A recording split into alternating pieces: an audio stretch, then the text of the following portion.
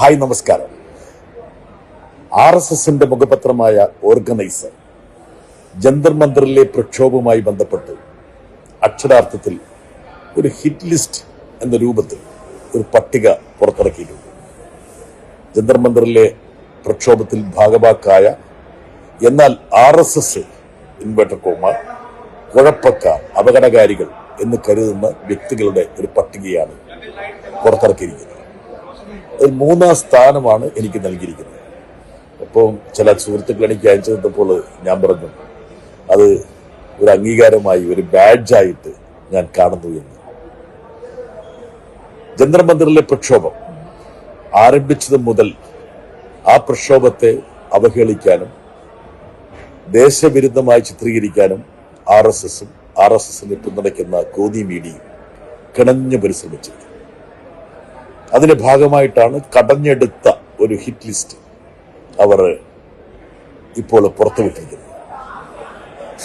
എനിക്ക് അത് കണ്ടപ്പോൾ തമാശയാണ് തോന്നിയത്. ഒരു നൈസർഗികമായ നല്ലൊരു ഉദ്ദേശശുദ്ധിയോടെ ആരംഭിച്ച ഒരു പ്രക്ഷോഭത്തെ ഈ രൂപത്തിലാണോ സർക്കാരിനെ നയിക്കുന്ന RSSും കാണേണ്ടത്? ഈ പ്രക്ഷോഭത്തിന്റെ വഴിത്താരയിൽ ഈ കോക്രോച്ച് ജനതാ പാർട്ടി ആരംഭിച്ചതിന് ശേഷം, ആ കോക്രോച്ച് ജനതാ പാർട്ടിയുടെ ആഭിമുഖ്യത്തിൽ പ്രക്ഷോഭം ആരംഭിച്ച ശേഷം ആ പ്രക്ഷോഭത്തിൽ ഒട്ടേറെ സംഘടനകൾ അണിചേർന്നു. വിദ്യാർത്ഥി സംഘടനകളുടെ പട്ടിക എടുക്കുകയാണെങ്കിൽ SFIയും ICയും AISF ഒക്കെ ആ സമരത്തിന്റെ ഭാഗമാണ്. പ്രതിപക്ഷ കക്ഷികൾ ഒന്നടങ്കം ഈ സമരത്തോട് ഐക്യദാർഢ്യം പ്രകടിപ്പിച്ചുകൊണ്ട് തെരുവിലേക്ക് ഇറങ്ങി. പാർലമെന്റ് സ്തംഭിച്ചു. അപ്പോഴൊക്കെ ഏതാനും വ്യക്തികളെ അവഹേളിക്കാനും രാജ്യദ്രോഹികളായി മുദ്രകുത്താനുമാണ് RSSനെ പിന്തുണയ്ക്കുന്ന ഈ പറയുന്ന ഗോദി മീഡിയ, ഞാൻ അതിനെ ഗോദി മീഡിയ എന്നല്ല വിളിക്കുക, മോഡിയ എന്ന് വിളിക്കുക. ഈ മാറ്റി വച്ചിട്ടുള്ളതാണ് ഇപ്പോൾ മോഡിയ. നമ്മുടെ ചില പ്രധാനപ്പെട്ട മീഡിയയൊക്കെ ഒരിടയ്ക്ക് ചൈനയാണ് ഈ പ്രക്ഷോഭത്തിന് പിന്നിലെന്ന് ഗോദി മീഡിയക്കാർ സ്ഥാപിക്കാൻ ശ്രമിച്ചു. വളരെ അത്ഭുതകരമെന്നോണം CPMന്റെ general secretary MA Baby Chinese അംബാസിഡറെ കണ്ടതും പിന്നീട് ജന്തർ മന്ദറിൽ പ്രക്ഷോഭത്തിന്റെ ഭാഗവാക്കായതും തമ്മിൽ ബന്ധിപ്പിച്ച് ഇതാ ചൈനീസ് ഗൂഢാലോചന. ചില മാധ്യമപ്രവർത്തകർ ശ്രീ MA ബേബി അങ്ങ് വേട്ടയാടി. എന്തൊരു പരിഹാസ്യമായിട്ടുള്ള പരിപാടികളാണ് ഇവർ നടത്തിയത്. What are your China links? Sir, tell us what are your China links, sir? How does that make sense that you go to the CJP protest first and then you go to the Chinese embassy for an event? അപ്പൊ ഞാൻ തന്നെ ഒരു video ഇട്ടിരുന്നു. യഥാർത്ഥത്തിൽ ചൈനയിൽ നിന്ന് ഏറ്റവും കൂടുതൽ ഇറക്കുമതി നൽകി ചൈനീസ് സമ്പദ്ഘടനയെ പരിപോഷിപ്പിക്കുന്ന ഈ മോഡി സർക്കാരല്ലേ ഏറ്റവും വലിയ ചൈന പക്ഷ സർക്കാർ ഇന്ത്യയുടെ ചരിത്രത്തിലെ എന്നുള്ളത്. മാത്രമല്ല ചൈനീസ് കമ്മ്യൂണിസ്റ്റ് പാർട്ടിയുമായിട്ട് BJPക്ക് ഉഭയകക്ഷി ബന്ധമുണ്ട്. അതൊന്നുമല്ല ഇവിടുത്തെ വിഷയം. ഒരു പ്രക്ഷോഭം പൊട്ടിപ്പുറപ്പെട്ടു. അത് കേവലം ജന്തർ മന്ദറിൽ മാത്രം ഒതുങ്ങിയില്ല. രാജ്യമെമ്പാടും അത് അലയടിച്ചു. കഴിഞ്ഞ കുറേ വർഷങ്ങളായിട്ട് നമ്മുടെ യുവാക്കളുടെ മനസ്സിൽ ഉണ്ടായിരുന്ന വിഷമം, രോഷം, ദുഃഖം ഇതൊക്കെ അണപൊട്ടി ഒഴുകി. കിരാതമായിട്ടുള്ള മർദ്ദനമുറകൾ, അടിച്ചമർത്തൽ, ഒരിക്കലും പോലീസ് ഉപയോഗിക്കാൻ പാടില്ലാത്ത ആയുധങ്ങൾ ഒക്കെ ഈ BJP പറയുന്ന അല്ലെങ്കിൽ അവകാശപ്പെടുന്ന ജനാധിപത്യത്തിന്റെ മാതാവായ ഇന്ത്യയുടെ തലസ്ഥാന നഗരിയിലെ രാജവീതിയിൽ ഉപയോഗിക്കുകയും ചെയ്തു.